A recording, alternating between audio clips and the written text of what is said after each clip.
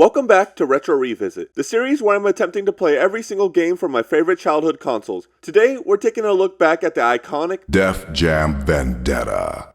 In 2003, EA approached Aki Corporation to develop a new wrestling game for the PlayStation 2 and GameCube. This collaboration arose after the WWF acquired WCW, leaving EA without a wrestling partner and leading to the cancellation of their ongoing project, WCW Mayhem 2. Aki, already renowned for its work on WWF No Mercy, a critically acclaimed Nintendo 64 title often hailed as one of the greatest wrestling games of all time and cementing them on the Mount Rushmore of wrestling games forever, was the perfect choice for this new endeavor. After several meetings and pitches, the project took a groundbreaking turn when EA secured the rights to the Def Jam brand, famous for its roster of iconic hip-hop artists. This partnership reimagined the concept into a fighting game that featured rappers and original characters designed by EA, all powered by Aki's signature wrestling mechanics adapted to gritty urban settings. The lineup included Def Jam superstars like, well, I'll just let D-Mob tell you. Method Man, Nori, Capone, Luda, Redman, DMX. What began as just another wrestling game transformed into a fusion of music,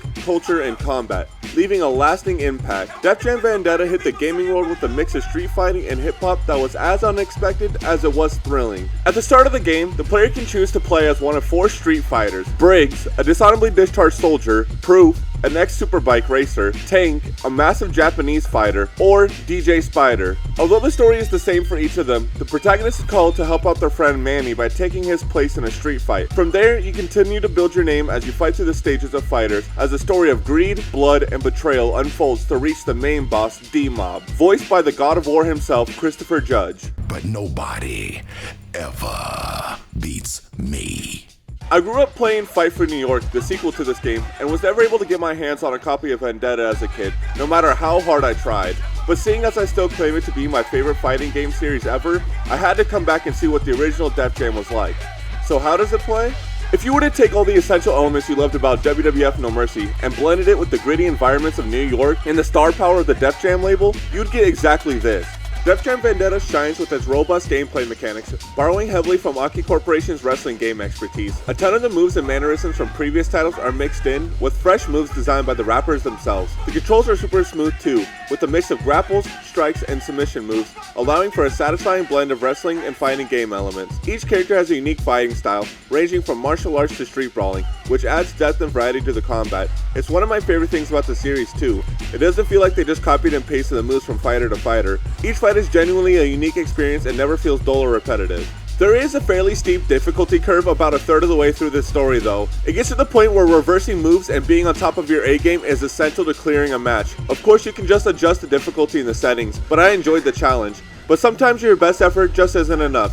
You can be 12 minutes into a match and perform 2 blazing moves, and in a quick slip-up, your opponent can and will turn the tide and finish you with 1 blazing move. Instead of having a typical wrestler's finishing move, the game introduces blazing moves, a devastating special attack that can be unleashed once your meter is filled. These moves are flashy, over the top, and quintessentially hip-hop, fitting perfectly with the game's vibe. Unfortunately, there isn't a form of customization in this game, so you're stuck with the moveset and blazing move assigned to your character, but that's not really a bad shortcoming, as I've never had a problem with anyone's moveset. I just prefer the freedom of creativity. I would have loved to have seen some more variety in the maps, especially with some interactive environments and a weapon system, something akin to what you see in the sequel Fight for New York, but with some influences from WCW Backstage Assault, like climbing on top of a jukebox to suplex someone through a pool table, or reaching over the barricade to pull out traffic cones or some 2x4s. Like in a hardcore match with a Vendetta twist. In fact, a Vendetta match would be an incredibly marketable match type for this game. And visually, Def Jam Vendetta impresses with its urban-inspired art style. The character designs are detailed, capturing the likeness of real-life rap artists, complete with their signature outfits and accessories.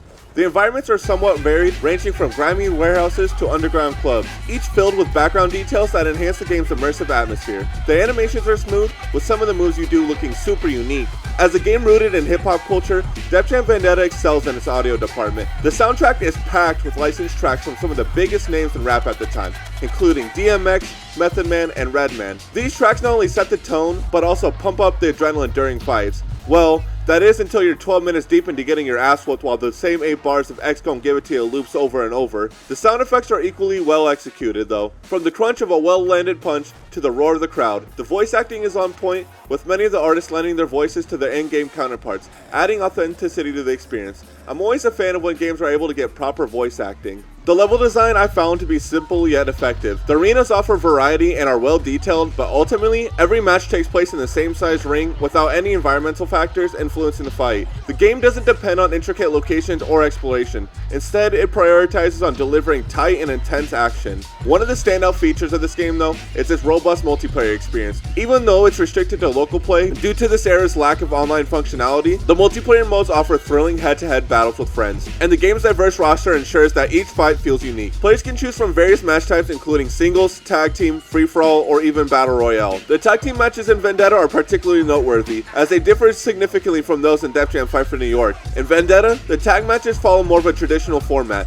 with one member of each team in the ring at a time, and victories achieved by a single fall. This contrasts to the chaotic 2v2 elimination style that's seen in Fight for New York, though I think offering the option to choose between these formats in both games might have enhanced the game's experience a little bit further. In conclusion, Def Jam Vendetta is a must-play for anyone interested in a game that breaks the mold by merging two distinct worlds into a cohesive, entertaining package. Whether you're just a fan of the artist featured or looking for a solid fighting game, this title is well worth your time. The game's replay value is bolstered by its diverse roster and sheer fun of the combat. Unlockable characters and arenas provide incentives to keep playing, even after finishing the main story. While it doesn't have a massive amount of post-launch content, the core game offers enough variety and challenge to keep players engaged for hours. I'd give this game a 4 out of 5 stars. Thank you guys so much for watching. As always, I'm always taking recommendations on which game to play next. And until next time, I'll see you in the next one.